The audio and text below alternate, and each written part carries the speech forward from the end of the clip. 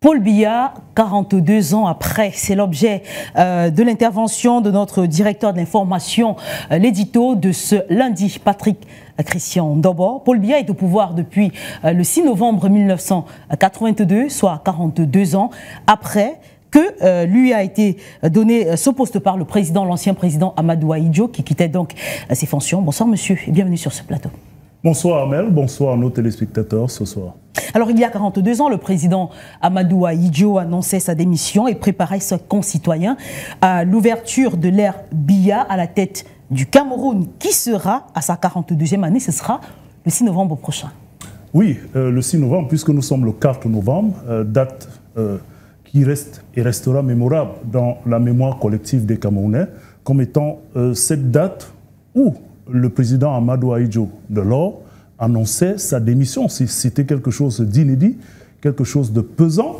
Certains dans les témoignages ont fait état de ce qui pouvait être considéré comme une espèce de deuil national, parce que personne ne s'imaginait le président Amadou Ahidjo arriver à une démission de ses fonctions. Il y avait comme une crainte de l'incertitude, un bond vers cette incertitude-là qui était quelque peu redoutée par les Camerounais. D'ailleurs, certains témoignages, vous l'avez suivi tout à l'heure dans cet élément réalisé par Cédric, certains témoignages faisaient état de ce que le silence était presque comme envahi de la République. On attendait le journal, on n'a pas eu, et ensuite on a eu ceci. C'était pour dire combien c'était pesant. Et cette décision du 4 novembre 1982 n'a pas été une décision anodine, une décision certainement bien pensée par son prédécesseur, qui a donc abouti à l'ouverture, quelques jours plus tard, 2 jours pour être plus précis, de l'ère Paul Biya. Effectivement, depuis son accession à la magistrature suprême le 6 novembre 1982, le président Paul Biya, qu'on le veuille ou pas, a marqué et continue de marquer de façon inéluctable, n'est-ce pas, l'histoire de son pays et de ses compatriotes. Et depuis ces 42 ans, nous avons choisi ce soir, à défaut de faire un bilan, il est encore en fonction, et Dieu seul sait quelles sont ses ambitions ou ce que l'avenir nous relève. Il y a quand même la possibilité de revenir sur certains faits, certains faits que nous pouvons considérer comme étant des bons points de ce parcours, mais en face desquels nous allons aussi pouvoir relever quelques aspects que nous avons choisi d'appeler des aspects pendants, que certains décrivent comme étant des actes manqués, mais qui relèvent surtout de la dynamique de la vie du Cameroun. Et parmi ces aspects qu'on peut considérer comme étant les plus positifs, on peut quand même relever la stabilité politique dans notre pays.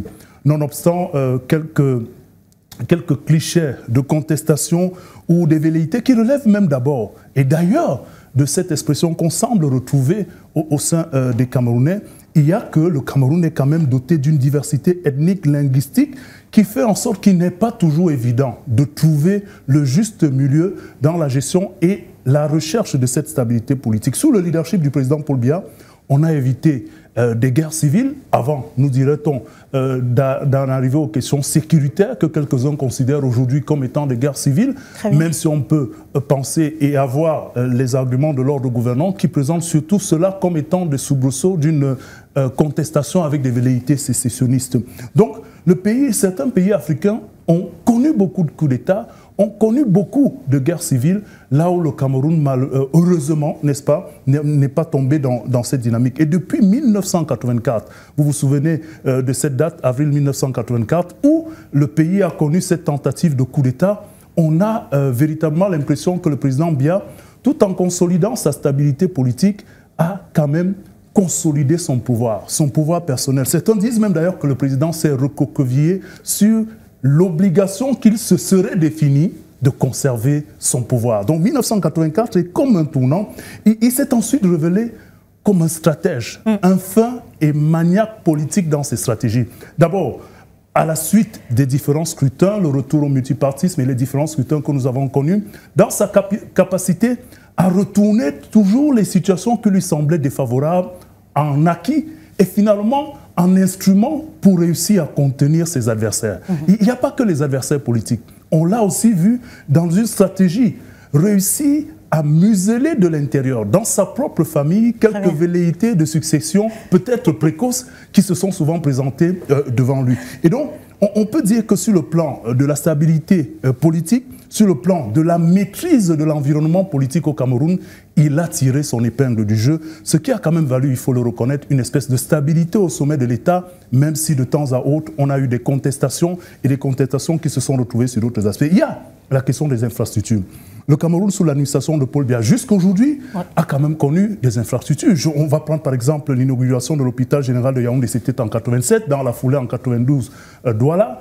On a eu Garoua comme référence en 2022 et très récemment Stamilma. D'autres infrastructures sur le plan de la santé ont été acquises. On peut parler du suivi de ces infrastructures-là, on peut parler peut-être du contenu, du plateau technique qui s'est amélioré, même si d'autres disent qu'on peut faire mieux, mais cela sont des faits qui ont été réalisés depuis ces 42 ans. On a, sur le plan énergétique, les déficits qui sont criards et le pays aujourd'hui n'est pas encore sorti de l'ombre, mais cela n'empêche pas de relever quand même la construction des barrages qu'on a eu du côté de Lompanga, Mvelé, Meki, Nachigal qui est encore en point de finalisation. Autant d'infrastructures qui malheureusement aujourd'hui peuvent être pointées du doigt parce que la question énergétique demeure, mais on ne saurait nier quand même ces infrastructures qui ont été réalisées.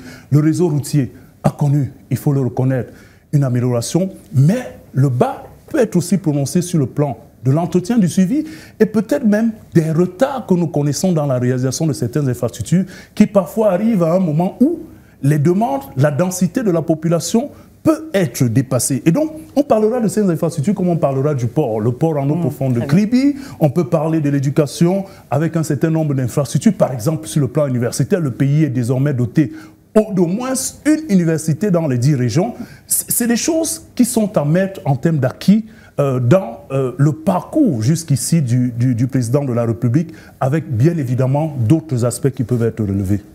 Alors voilà un très beau tableau, Monsieur Ndobo, que vous êtes en train de dresser, mais à l'opposé, il y a ce qui m'a intéressé particulièrement, qui a attiré mon attention. Vous avez parlé des questions pendantes. Oui, des questions pendantes que d'autres s'attellent même d'ailleurs à définir comme étant des actes manqués.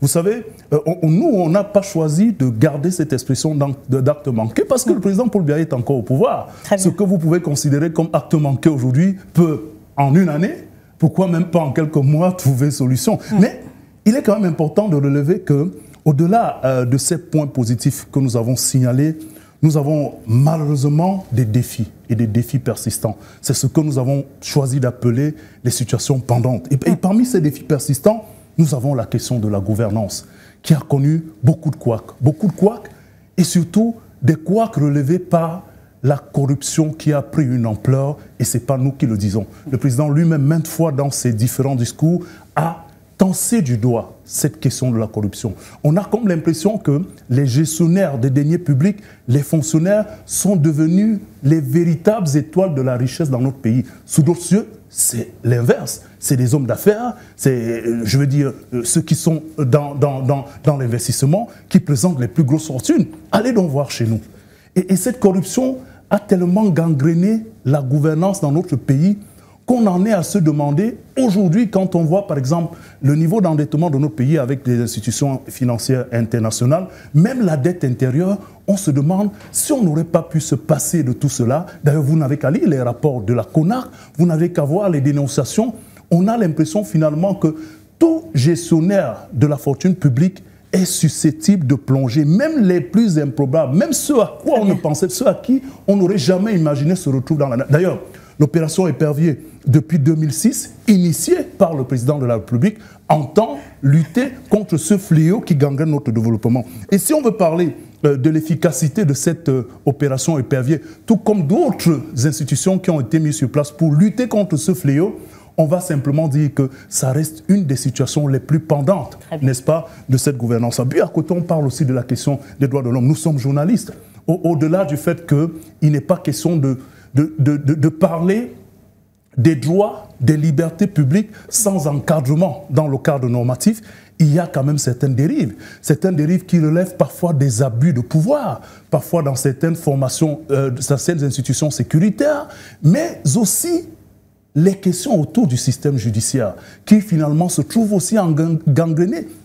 Pas tout le système, quelques acteurs, quelques brebis galeuses par ce phénomène de la corruption. Donc voilà, Autant de situations qui peuvent être marquées, comme aussi parfois des contestations sur le jeu démocratique. Certains parlent de l'absence d'un consensus sur le code électoral, sur le système électoral qui ferait en sorte que le musellement du jeu démocratique soit à la faveur du pouvoir.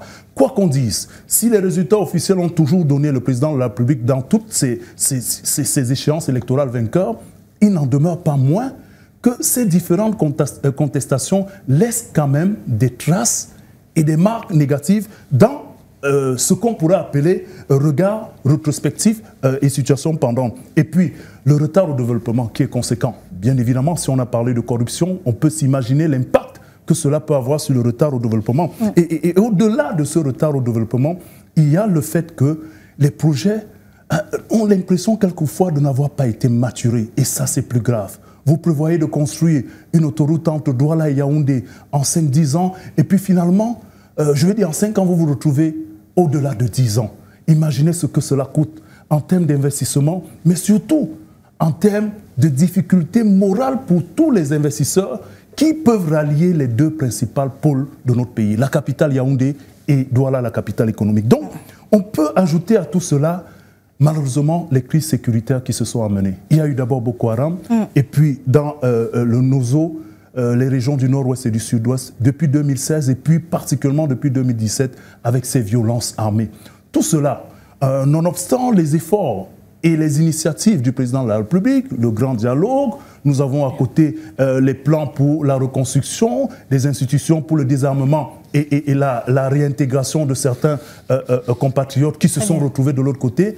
Tout cela, malheureusement, reste comme étant des épines, des cailloux dans la chaussure de l'évolution du président de la République depuis ces 42 ans.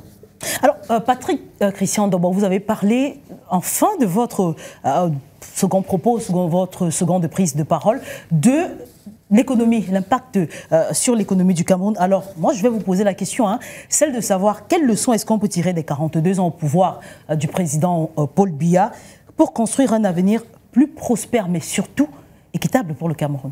Écoutez, le président Paul Biya a 42 ans, nous le rappelons, au pouvoir. Son prédécesseur en avait fait 25. Il faut déjà se dire que le système au Cameroun se présente comme étant un système qui stabilise un peu la gestion du pouvoir. Il faut le dire, il est le deuxième chef d'État vivant en fonction, qui a le plus duré après son homologue de la Guinée équatoriale, qui cumule quelques 45 ans. Mais ce qu'on peut dire, c'est que près de 75% de nos compatriotes n'ont que connu le président Paul Biya, puisqu'on parle de la jeunesse. Depuis qu'ils sont nés, c'est le seul. Donc c'est la figure la plus emblématique ou la plus connue du Cameroun. Et il est plus qu'un père. Au-delà d'être simplement un père, il est un sage. Et chez nous en Afrique, ce mot veut son pesant. Il n'est pas seulement un sage pour le Cameroun, il est un sage pour le continent africain. Et lorsqu'on l'a dit dans nos sociétés africaines, atteindre cet âge, ce n'est pas un simple fait. Ce n'est pas anodin. Ça veut dire que vous avez une certaine grâce, parce que vous ne pouvez pas l'atteindre si vous n'avez pas cette grâce. Et au-delà de cet âge, mettre aussi longtemps au pouvoir, et on va reprendre peut-être son expression, ce n'est pas qui veut, c'est qui peut. Très bien. Parce que certainement, nous l'avons décrit tout à l'heure comme un stratège dans la capacité à maîtriser son entourage et le paysage politique, et surtout à utiliser les instruments à sa portée. Certains vont vous dire la machine étatique, administrative. Oui, tout cela peut être appelé dans ce sens, mais tout le monde, ou tous ceux qui sont souvent tombés dans la gestion de leur pouvoir, n'ont pas eu moindre appareil étatique ou machine administrative sous d'autres cieux. Ça veut dire qu'au-delà de ce que nous considérons comme étant une grâce, il y a aussi l'action de l'homme. Ses silences, sa manière de prendre du temps avant de se prononcer, lui ont souvent évité un certain nombre de situations. Et il faut le dire, il a souvent eu l'art de transformer les situations les plus défavorables de son pouvoir. Si ça dure depuis 40 ans, 42 ans, ça veut dire qu'il y a quelque chose à tirer. Et il faut peut-être aller à l'école de Paul Biya pour savoir comment stabiliser un certain nombre de choses. Alors, dès qu'on a fini de le dire, c'est que les réalités du pouvoir ont parfois des situations peu connues du grand public. Et à ces réalités, parfois, vous pouvez voir des prises de décision controversées, vous pouvez avoir des orientations pas toujours comprises, même s'il faut les expliquer aux populations, qui font partie des réalités du pouvoir. Le pouvoir est comme une médaille et son revers. Pendant que vous appréciez, pendant que vous voulez offrir ce qu'il y a de positif, il y a parfois des contraintes qui relèvent même pas de votre environnement direct, avec parfois des relations internationales, avec parfois des impacts géostratégiques et des obligations ou même des engagements qui peuvent avoir été pris par vos prédécesseurs. Ça, ce sont les réalités du pouvoir. 42 ans, ça peut être long, c'est vrai. Mais 42 ans en même temps, ça peut être très court. Et là, je voudrais paraphraser le cardinal Christian Taumou qui disait souvent que valent 50 ans et même 100 ans dans l'histoire d'un pays. Vous voyez, aujourd'hui, je vous mets au défi de me dire le Camerounais qui serait plus âgé que le Cameroun. Nous allons tous passer, peu importe le temps. Et c'est pour ça que je dis 42 ans, ça peut être long, mais 42 ans, ça peut être court. Sur le plan du pouvoir, le président Paul Biya a marqué, certes, par des réalisations notables, mais aussi par ces défis persistants, quelques-uns que nous avons évoqués. Entre stabilité politique, avancée infrastructurelle, ouverture perfectible vers le jeu démocratique, il y a en face la corruption, la violation de quelques droits humains, le retard au développement, ces obstacles majeurs qui sont véritablement une épine dans la marche de ces 42 ans que le président a, à défaut de retirer de sa chaussure avant qu'il ne laisse le pouvoir, mais qu'il a l'obligation de projeter vers un avenir qui puisse permettre au Cameroun d'éviter des cataclysmes dans ce que quelques-uns entrevoient. Et donc, s'il y a une chose sur laquelle nous pouvons être d'accord, c'est que la vision de l'homme dans le libéralisme communautaire a mis tout le monde d'accord. Entre cette vision et la manifestation totale de cette vision, il y a encore du chemin à faire. Il y a encore du chemin à faire. Paul Biya, 42 ans après. Merci Patrick Christian Ndobo pour cet édito.